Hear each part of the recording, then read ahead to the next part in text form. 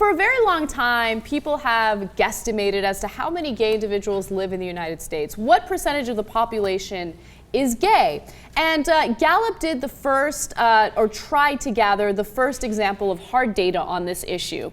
And what they found after talking to 200,000 people in all 50 states was that they compose about 3.5% of our population. Wow, there you have it. Yeah. 3.5%. So the previous estimate was that, okay, gay people are probably 10% of the US population, and it turns out that that estimate was probably too high. But of course, there are some issues with this because it depends on people self-reporting. Okay, so some people might not have come out yet, okay? And that's not to say they haven't come out to the public, but maybe they haven't come out to themselves. They're still discovering their sexuality. Sure. So there's a couple of things here. I always thought the 10% number was nonsense, partly because when you find out how they did it, it was a giant guesstimate, and part of it was done in prisons.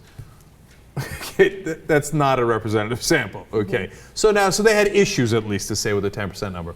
But you know what? Now that the official number is 3.5% in that's self-reporting, you're right. The real number is probably maybe even significantly higher because there's all the guys who are in the closet, there's all the Republicans that, oh, I hate gay people. And the next thing you know, you catch them with a, hooker, gay hooker, of course.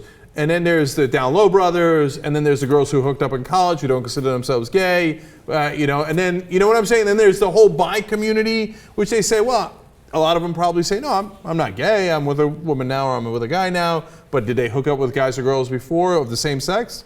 Yeah. You're not counting those.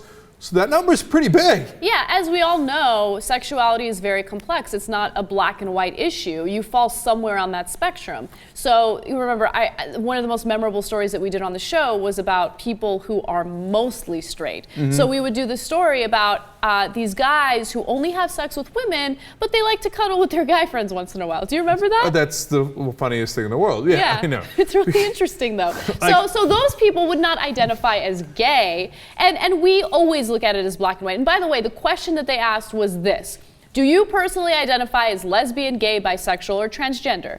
Okay. It's a very simplistic question, and of course there's much more nuance to it than that. Right. So you know what? I've got a number of my own. So first of all, 3.5% I consider going forward the gold standard. It doesn't mean it's right. It just means it's better than the guesses we had before, right? But to me, what that says is at least 5%. Right? Okay. All right. So I'm calling it. TYT is officially calling it at 5%. Okay, so by the way, that 5% scares the hell out of conservatives, right? That's the 5% that will end like civilization somehow, right? Like we're gonna stop having kids, everyone's gonna be tempted to live their lifestyle. That's why I put Republicans high on that list of people who are closeted, right? Yeah. Because as a straight guy, I've never been like, oh my God, are gays going to end civilization? And part of their logic is, well, if you allow gays, obviously everybody's gonna be gay. I'm like, wait a minute, why is that obvious?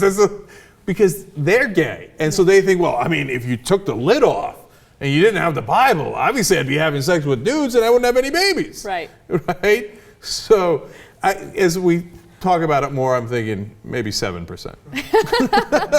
Higher. By the way, the highest, I guess, concentration of gay people is in D.C. Oh, come on. 10%.